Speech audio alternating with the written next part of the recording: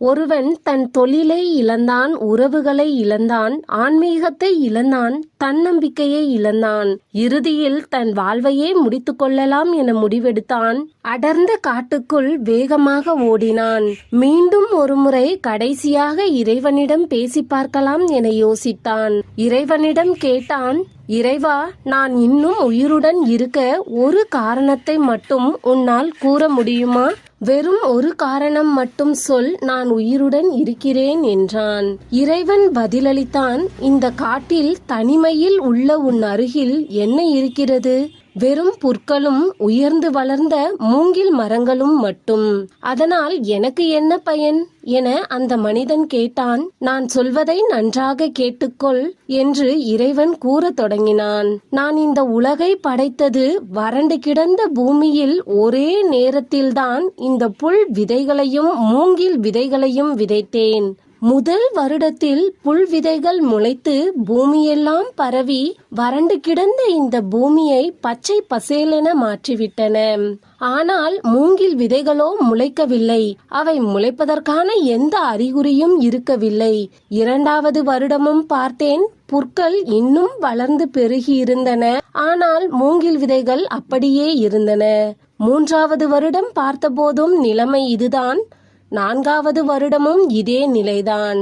ஆனால் ஐந்தாவது வருடம் பார்த்தபோது ஒரு மூங்கில் விதை மட்டும் முளைவிட்டிருந்தது. அந்நேரம் புற்களுடன் ஒப்பிடும்போது அது மிகவும் சிறிய ஒரு செடியாகவே இருந்தது. ஆறாவது வருடம் பார்க்கிறேன், 100 அடிகளுக்கு மேல் வளர்ந்த மூங்கில் மரங்கள் பூமியெங்கும் வளர்ந்திருந்தன. புற்களை விட பல மடங்கு உயரமாக அவை வளர்ந்திருந்தன. 5 வருடங்களாக மூங்கில் விதை ஏன் காத்திருந்தன? அவை எந்த காலநிலையையும் சகித்து வாழும் ஆற்றலை 5 வருடங்களாக கற்றுக்கொண்டுள்ளன. மிக உயரமாக வளர தம் வேர்களை பலப்படுத்தி கொண்டுள்ளன. தன்னை போதுமான அளவு பலப்படுத்தி கொண்டதும் முளைக்க ஆரம்பித்துள்ளன. இப்போது எந்த ஒரு பருவநிலை மாற்றத்தையும் தாங்கும் சக்தி அவற்றுக்கு உண்டு. நான் எனது படைப்புகளுக்கு அவற்றால் தாங்க இயலாத எந்த சவாலையும் கொடுப்பதில்லை. நீயும் அப்படித்தான்.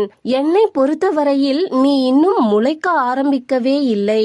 இப்போதுதான் நீ வாழ்வில் ஏற்படும் சிக்கல்களை அறிந்து கொள்கிறாய். அவை உன் வாழ்வில் ஏற்படுத்தும் சவால்களை பற்றி கற்றுக்கொள்கிறாய். நீ இப்போதுதான் உன் வேர்களை பலப்படுத்தி கொண்டிருக்கிறாய். அதனால்தான் உன் வாழ்வையே முடித்துக்கொள்ள முடிவெடுக்கும் அளவுக்கு துணிச்சல் உனக்கு வந்தது. நீ துணிச்சலாக முடிவெடுக்க வேண்டியது உன் வாழ்க்கையை முடித்துக் கொள்வதற்காக அல்ல. எந்த பிரச்சனை வந்தாலும், எந்த சவால்களுக்கு முகம் கொடுக்க நேரிட்டாலும் உன் வாழ்வை விட்டு கொடுக்காமல் வாழ்ந்து காட்டுவேன் என்றே நீ துணிச்சலாக முடிவெடுக்க வேண்டும். மூங்கில் மரங்களுக்கோ புற்களை போல் ஒரு வருடத்தில் முளைத்து பெருக முடியவில்லை. ஆனால் புற்களுக்கோ மூங்கில் மரங்களைப் போல் உயரமாக வளர முடியவில்லை. உன் வாழ்க்கையை மற்றவர்களுடன் ஒப்பிடுவதை நிறுத்து. உனது வாழ்க்கை பயணம் வேறு, அவர்களின் வாழ்க்கை பயணம் வேறு. உன் வாழ்க்கை எனும் சவாலில் நீ வெற்றியடைவதா அல்லது தோற்று போவதா என்பதை நீதான் முடிவு செய்ய வேண்டும் என இறைவன் கூறி முடித்தான்.